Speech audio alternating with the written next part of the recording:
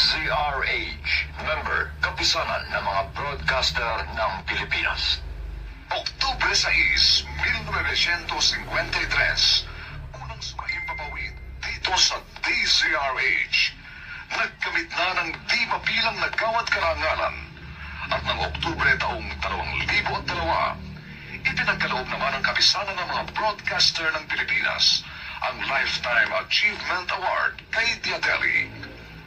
At ngayon, nasa ika-51 taon na ng pagsasahimpapawid, buong karangalan at pagmamalaking inihahandog ng Manila Broadcasting Company ang